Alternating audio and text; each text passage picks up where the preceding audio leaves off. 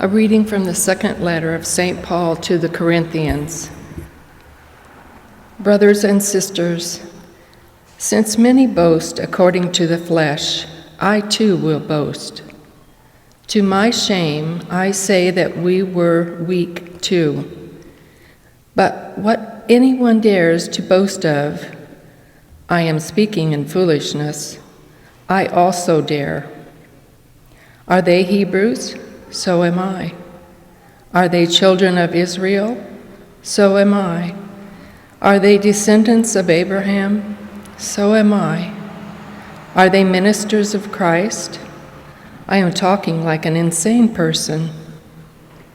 I am still more, with far greater labors, far more imprisonments, far worse beatings, and numerous brushes with death.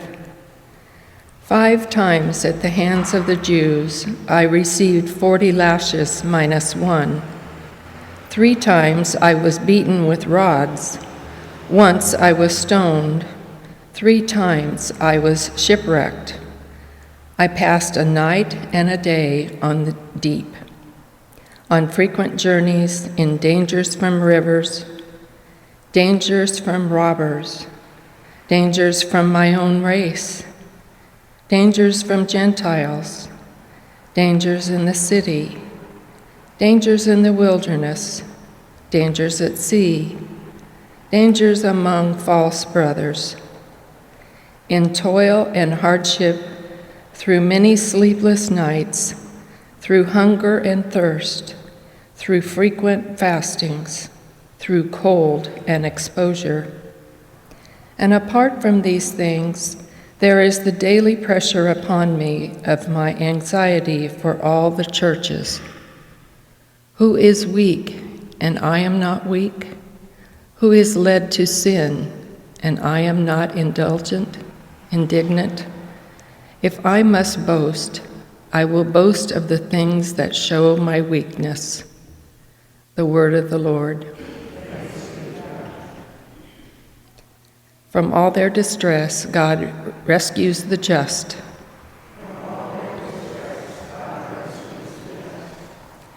I will bless the Lord at all times. His praise shall be ever in my mouth. Let my soul glory in the Lord. The lowly will hear me and be glad.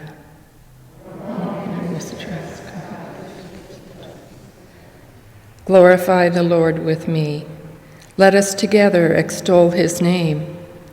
I sought the Lord, and he answered me and delivered me from all my fears. The strength of God rescues the just. Look to him that you may be radiant with joy, and your faces may not blush with shame. When the poor one called out, the Lord heard, and from all his distress he saved him.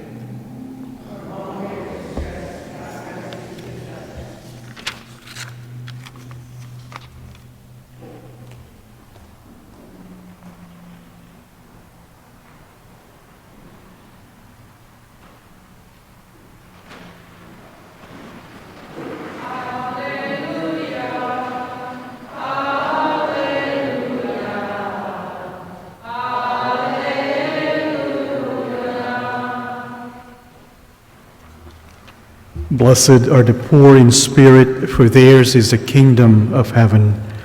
Alleluia. Alleluia. Alleluia. The Lord be with you. A reading from the Holy Gospel according to Matthew.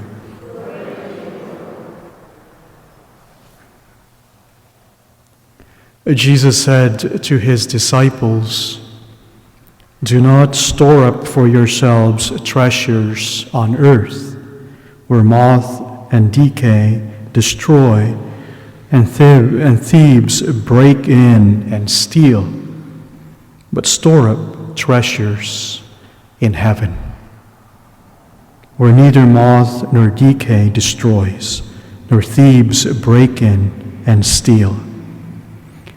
For where your treasure is, there also will your heart be. The lamp of the body is the eye. If your eye is sound, your whole body will be filled with light. But if your eye is bad, your whole body will be in darkness. And if the light in you is darkness, how great will the darkness be? The Gospel of the Lord.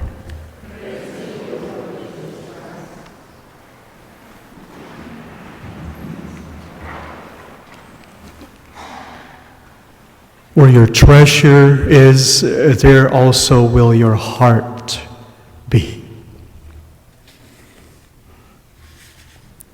Father Pedro Arrupi, he was a Jesuit priest from the Basque region in Spain. He died in 1991. But before he died, he was the Superior General of the Society of Jesus, the Jesuits, from 1965 to 1983, which means that he was the Superior General of then Father Jorge Bergoglio, who is now Pope Francis. There's a prayer that he wrote called the treasure of our heart. Nothing is more practical than finding God, than falling in love, love with a capital L, in a quiet, absolute, final way. What you are in love with, what captures your imagination, will affect everything. It will decide what will get you out of bed in the morning, what you do with your evenings, how you spend your weekend, what you read, who you know, what breaks your heart, and what amazes you with joy and gratitude. Fall in love. Again, love with the capital L. Stay in love. Again, with a capital L. And it will decide everything in your life.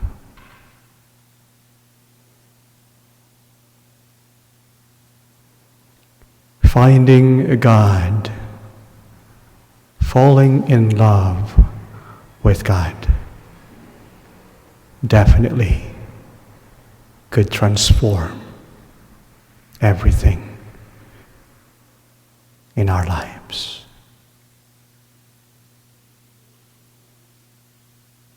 Because, as Jesus would say, where our treasure is,